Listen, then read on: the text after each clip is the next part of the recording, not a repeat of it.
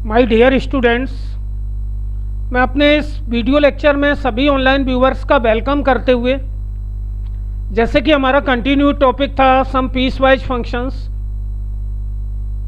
जो कि हमारे मैथमेटिक्स के सभी सेक्शंस में काफ़ी इम्पोर्टेंस लेता है, उसकी स्टडी कर रहे थे। तो अपने कंटिन्यूड लेक्चर्स में आज हम स्टडी करते हैं ग्रेटेस्ट इंटीजर फंक्शन की। So here we will study greatest integer function. Greatest integer function. Calculus, algebra as well as mathematics के सारे सेक्शंस में ये हमारा काफ़ी इम्पोर्टेंट टॉपिक होता है। तो आप कंप्लीट वीडियो को प्रॉपरली वॉच करके एक रफ नोट्स बना लें। अगर आप ऐसा करते हैं तो इस फंक्शन से रिलेटेड जो भी डिफ़िकल्टीज होंगी उन्हें आप बहुत ही ईजिली सॉल्व कर लेंगे। So here we will discuss greatest integer functions. So F of X equal, कभी भी अगर इस स्क्वायर ब्रेसेस में एक्स लिखा मिल जाए so called greatest integer function. Greatest integer function. तो अगर स्क्वायर ब्रेसेस में x आ जाता है तो उसे आप ग्रेटेस्ट इंटीजर फंक्शन रीड करते हैं। ये जो स्क्वायर ब्रेसेस होता है denotes integer part of x। ये इंटीजर पार्ट, अदरवाइज आप इसको ऐसे भी कह सकते हैं फ्लोर ऑफ x का इंफॉर्मेशन देता है। also known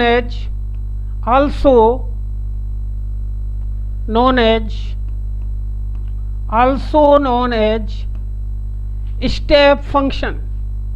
इस फंक्शन को हम स्टेप फंक्शन भी बोलते हैं, also known as step function.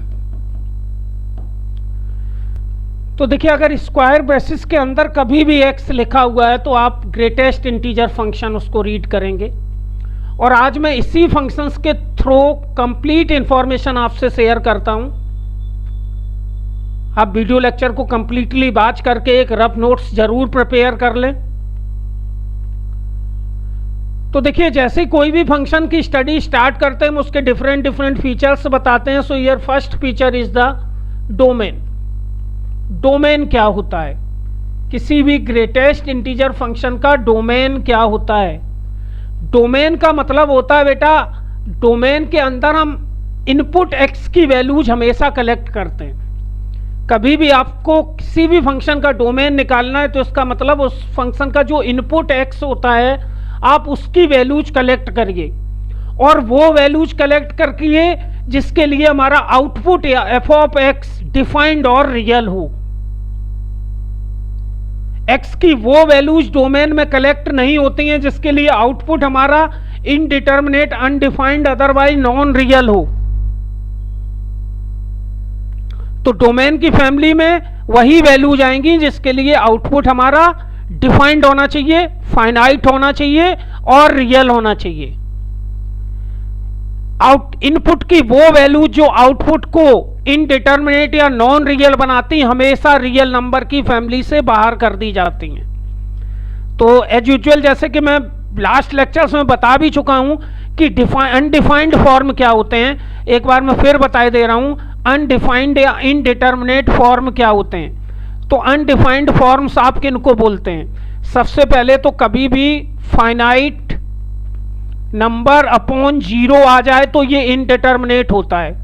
किसी भी फाइनाइट नंबर में अगर 0 का डिवाइड हो जाए तो वो अनडिफाइंड बोला जाएगा। 0 में 0 का डिवाइड हो जाए तो 0 बन जाए, 0 नहीं होता है, अनडिफाइंड बोला जाता है। 0 पे पावर 0 लग जाए अनडिफाइंड बोला जाता है। 1 पे पावर इन्फिनिटिव लग जाए अनडिफाइंड बोला जाता है। इन्फिनिटिव पे पावर इन्फिनिटिव लग जाए, 0 पावर इन्फिनिटिव लग जाए, इन्फिनिटिव पावर 0 लग जाए, फाइनाइट प्लस माइनस इन्फिनिटिव हो जाए, अदरवाइज फाइनाइट इनटू इन्फिनिटिव हो जाए, तो ये सारे के सारे हमारे अनडिफाइंड फॉर्म होते हैं। एक्स की वो वैल्यूज या इनपुट, वो सारे इनपुट जो आउटपुट को ये सब बना दे, वो कभी भी डोमेन में कलेक्ट नहीं होता है। साथ साथ में नॉन रियल क्या होता है, जब स्क्वायर रूट के अंदर नेगेटिव आ जाए तो वो नॉन रियल होता है। वो इनपुट भी नहीं लिए जाते हैं जो आउटपुट में रूट के अंदर नेगेटिव प्रोवाइड कर दें। तो इन वैल्यूज को छोड़ दें इनपुट की, जो आउटपुट को ऐसा बना रहे हो।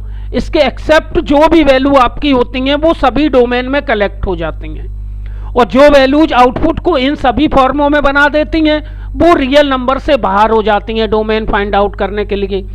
तो आप क्लियरली यहां पे इस फंक्शन में देखेंगे कि इस फंक्शन का जो डिनोमिनेटर है वो वेरिएबल नहीं है, वो फ्री फ्रॉम वेरिएबल है। मींस x का कोई भी वैल्यू इसके डिनोमिनेटर को जीरो नहीं बना पाएगा। इसमें स्क्वायर रूट भी नहीं लगा है, तो इनपुट का कोई भी वैल्यू रूट के अंदर नेगेटिव भी नहीं बना पाएगा। मींस जब भी आप इस फंक्शन का डोमेन फाइंड आउट करने जाएंगे तो आप सभी रियल नंबर कलेक्ट कर लेंगे, या सभी रियल वैल्यूज इस फंक्शन के डोमेन में कलेक्ट हो जाएंगी। तो इस फंक्शन का डोमेन होता है हमारा for every x belong real number, interval में लिखना चाहें तो x belong open interval minus infinity comma infinity. अल्लाह इस फंक्शन में सभी इनपुट अलाउ होते हैं, सभी रियल इनपुट अलाउ होते हैं। आप x की जगह कोई भी इनपुट डाल सकते हैं। अब इस फंक्शन का मैं रेंज डिस्कस करूंगा। तो रेंज डिस्कस करने से पहले मैं इसका फंक्शन का सिंप्लीफिकेशन आपको बताना चाहता हूं कि कभी भी ग्रेटेस्ट के अंदर कोई भी रियल इनपुट आता है तो उसको सिंप्लीफाई कैसे करते हैं। तो अगला डिस्कशन है हमारा सिंप्लीफिकेशन। इसका इस फंक्शन को हम सिंप्लीफाई कैसे करते हैं, तो हम सिंप्लीफिकेशन देखना चाह रहे हैं। आई होप आपको समझ में आएगा हम कैसे सिंप्लीफाई करते हैं। अगर ग्रेटेस्ट के अंदर कभी भी कोई रियल इनपुट आ जाए, हम ग्रेटेस्ट के अंदर यहाँ रियल इनपुट डालते हैं, 1.98 डाला, इसका वैल्यू देखेंगे। हमने 2.63 डाला, हम इसका वैल्यू देखेंगे। हमने यहाँ पे 3.001 डाला, हम इसका आउटपुट देखेंगे। यहाँ हमने √2 डाला, इसका आउटपुट देखेंगे। यहाँ हमने √3 डाला, हम इसका आउटपुट देखेंगे। ये सारी ग्रेटेस्ट हैं। यहाँ हमने कुछ इंटीजर्स भी डाल देते हैं। यहाँ हमने 5 डाला, इसका आउटपुट देखेंगे। यहाँ हमने 7 डाला, इसका आउटपुट देखेंगे। यहाँ हमने 1 डाला, इसका आउटपुट देखेंगे। कुछ नेगेटिव वैल्यू भी डाल देते हैं। यहाँ हमने -1 डाला, इसका आउटपुट देखेंगे। यहाँ हमने -5 डाला, इसका आउटपुट देखेंगे। नेगेटिव की कुछ पॉइंट की वैल्यू भी डाल देते हैं। यहाँ हमने -0.93 डाला, हम इसका आउटपुट देखेंगे। यहाँ हमने -5.06 डाला, हम इसका आउटपुट देखेंगे। यहाँ हमने -7.999 डाला, हम इसका आउटपुट देखेंगे। यहाँ हमने √5 एक इरेशनल नंबर डाला, हम इसका आउटपुट देखेंगे। तो इसका मैं सिंप्लीफाई करता हूँ, आपको सिंप्लीफाइफिकेशन सिखाता हूँ। जैसे कि मैंने बताया कि ये जो ब्रैकेट होता है ये इंटीजर पार्ट ऑफ x को डिनोट करता है। x का क्या इंटीजर पार्ट है या x का फ्लोर क्या है उसको डिनोट करता है। तो आप इस डेफिनेशन को यूज करते हुए मैं ये पहला वाला वैल्यू आपको बताता हूँ, ग्रेटेस्ट 1.98। इसको आप ग्रेटेस्ट 1.98 रीड करेंगे। जैसे ही आप इसका इंटीजर पार्ट ऑब्जर्व करेंगे तो क्लियरली आपको 1 मिलेगा। क्या फ्रैक्शनल पार्ट है उससे मतलब नहीं, ओनली आप इंटीजर पार्ट देखिए।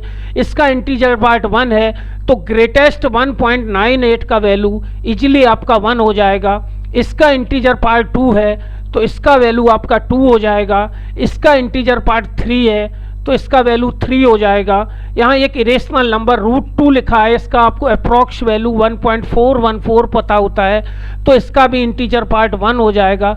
इसका भी वैल्यू आपको इरेशनल है 1.732 होता है, इसका भी इंटीजर पार्ट आपका 1 हो जाएगा। यहाँ तो ऑलरेडी इंटीजर ही लिखा है तो इसका वैल्यू आपका 5 हो जाएगा। यहाँ भी ऑलरेडी इंटीजर लिखा है तो इसका इंटीजर पार्ट 7 हो जाएगा। यहाँ भी इंटीजर लिखा है तो इसका इंटीजर पार्ट 1 हो जाएगा। यहाँ भी इंटीजर लिखा है ऑलरेडी तो इसका वैल्यू -1 हो जाएगा। ये भी इंटीजर पार्ट लिखा है तो इसका वैल्यू -5 हो जाएगा। यहाँ पे आते हैं, ये नेगेटिव का पॉइंट का नंबर है। तो जब नेगेटिव का नंबर आता है तो थोड़ा हमें ब्रेन टेस्टिंग थोड़ा ध्यान रखना पड़ता है। इसका वैल्यू जब निकालेंगे तो 0 इंटीजर है, इसके लेफ्ट में जो नंबर आता है वो लिखेंगे। 0 के लेफ्ट में जो इंटीजर आता है दैट इज -1, तो इसका वैल्यू -1 हो जाएगा। यहाँ भी नेगेटिव का नंबर लिखा है तो -5 के लेफ्ट में जो इंटीजर आता है दैट इज इसका वैल्यू -6 हो जाएगा। यहाँ -7 के लेफ्ट में जो इंटीजर आता है तो इसका वैल्यू -8 आ जाएगा। √5 का वैल्यू आप 2 पॉइंट समथिंग लिखते हैं तो उसका इंटीजर पार्ट 2 होता है तो इसका वैल्यू 2 आ जाएगा। तो क्लियरली यहाँ पे हमने कुछ नंबर्स, कुछ रियल इनपुट को सिंप्लीफाई करके उसके आउटपुट निकाले। तो आपने देखे जितने भी आउटपुट आ रहे हैं बेटा वो सब के सब इंटीजर ही आ रहे हैं। तो इनपुट में तो कोई रियल नंबर अलाउ होता है, लेकिन जब आप आउटपुट निकालते हैं तो आउटपुट हमेशा आपको एक इंटीजर ही मिलता है।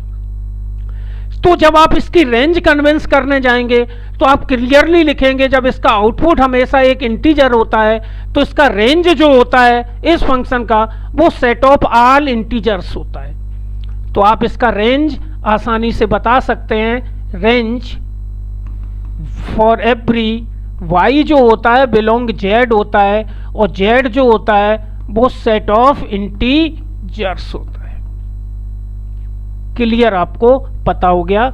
इसका रेंज सेट ऑफ इंटीजर्स होता है, आप हमेशा रिमेंबर रखिए। इसका डोमेन रियल नंबर होता है और रेंज आपका सेट ऑफ इंटीजर्स होता है। एक बहुत ही इंपॉर्टेंट इंफॉर्मेशन, जैसे कि मैं स्टार्ट से ही बता रहा हूं, ये पीस वाइज फंक्शन होता है। पीस वाइज फंक्शन है और जब पीस वाइज फंक्शन है तो कहीं ना कहीं ये पीस चेंज करता होगा। चेंजेस देयर बिहेव या changes their pieces for every x belong z। ये इंटीजर्स पे अपना पीस चेंज हमेशा करता है। पीस वाइज फंक्शन है तो अपना पीस ये कहाँ चेंज करेगा? इंटीजर्स पे। अब इसमें पीसेस होते हैं तो अब मैं इसके पीसेस आपको डिफाइन करके दे देता हूं। इसके पीसेस कैसे डिफाइन होते हैं, इस टेबल के थ्रू आप इसके पीसेस ऑब्जर्व कर सकते हैं। इस साइड आपका इनपुट लिखा है, इनपुट x है, और इस साइड आपका आउटपुट ग्रेटेस्ट x या y लिखा हुआ है। तो इनपुट का ब्रांच आप देखते हैं, ब्रांच में चलता है इंटरवल में। अगर इनपुट आपका x 0 से 1 के बिटवीन है तो आपका आउटपुट हमेशा जो है वो y = 0 ही आएगा। अगर आप इस ब्रेसिस में, इस स्क्वायर ब्रेसिस में कोई भी नंबर इस ब्रांच का रख देते हैं तो आउटपुट हमेशा 0 आएगा। नाउ अगर आपका x 1 से 2 के बिटवीन है तो आपका आउटपुट y = 1 आएगा। ये आपको पता है, स्ट्रेट लाइन होती है parallel to x axis, parallel to x axis. ये भी आपकी स्ट्रेट लाइन होती है पैरेलल टू x एक्सिस। आगे ब्रांच मूव करते हैं, अगर x आपका 2 से 3 के बिटवीन है तो y आपका 2 आएगा। अगर आपका x 3 से 4 के बिटवीन है तो आपका y = 3 आएगा। अब मैं कुछ नेगेटिव वैल्यूज के लिए ले लेता हूँ। x अगर आपका -1 से 0 के बिटवीन है तो y आपका -1 आएगा। ऐसे ही अगर आपका x -2 से -1 के बिटवीन है तो आपका y = -2 आएगा। तो ये है इसके पीसेस। यहाँ पे मैंने इसके पीसेस आपको इनपुट का ब्रांच दे के आउटपुट निकाल के दिखाया। इस तरीके से इसके पीसेस होते हैं। अपना पीस ये इंटीजर्स पे चेंज करता है। जब ये पीसेस की लिस्ट आ गई तो इसके थ्रू अब हम इसका ग्राफ भी बेटा देख लेते हैं। इसका ग्राफ हम कैसे डील करते हैं तो प्रॉपरली हम इसका ग्राफ ड्रा करके आपको बताते हैं। देखिए ये एक्सिस हो गई y एक्सिस, ये आपका x एक्सिस।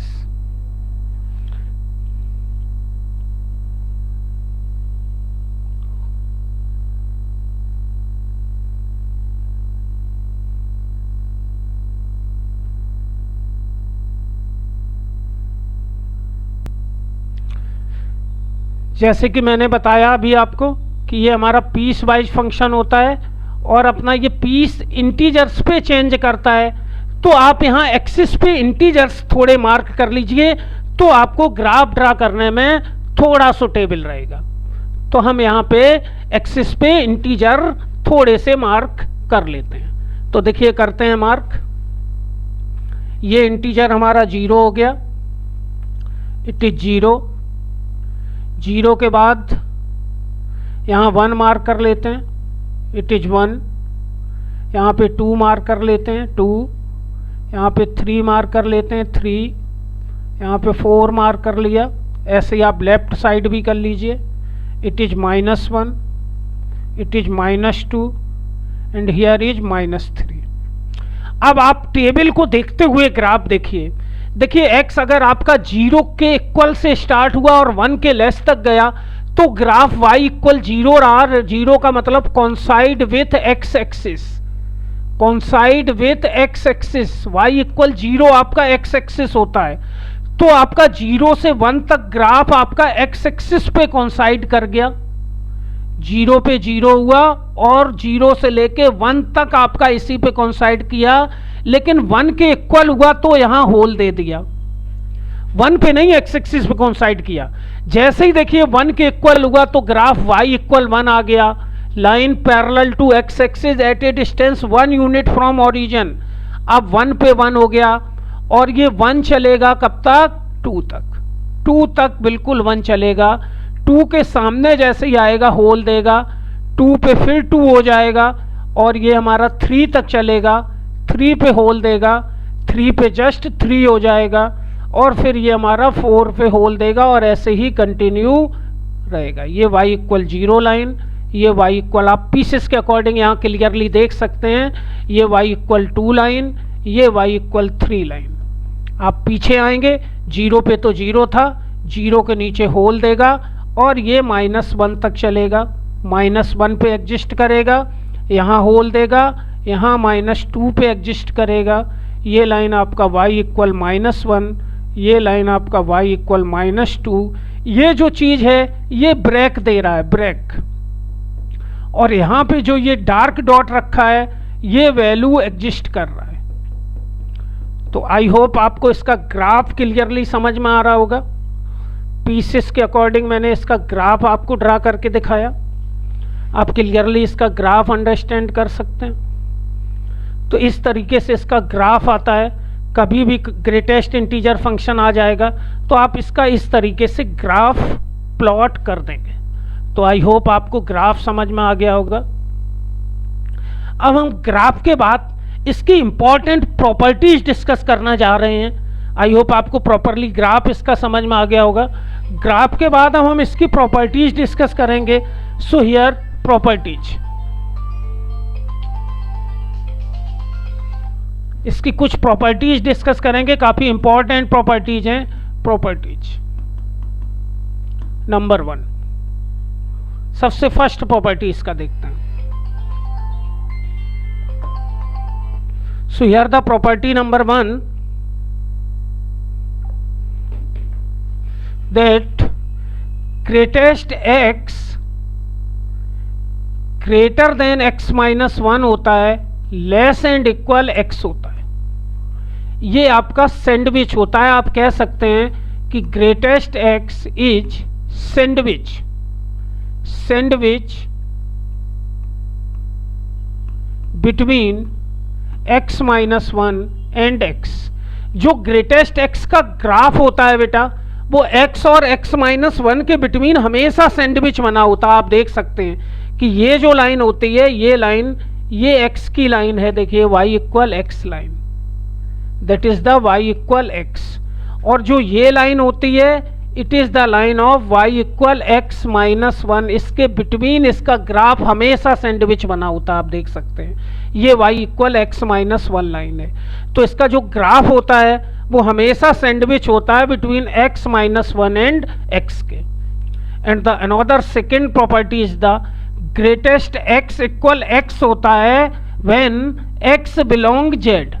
अगर x इंटीजर है तो उस समय greatest x equal clearly x के होगा, आप कह सकते हैं। Another third property number 3, greatest के अंदर अगर कभी -x आ रहा है तो ये माइनस बाहर आ जाता है और इसमें -1 हो जाता है। आप क्लियरली ये प्रॉपर्टी ध्यान रखिए, बहुत ही डोमिनेटिंग प्रॉपर्टी है। इस पे जेई में कई बार क्वेश्चन पूछा जा चुका है, इंपॉर्टेंट प्रॉपर्टी है। कभी भी आपका ऐसे लिखा है ग्रेटेस्ट x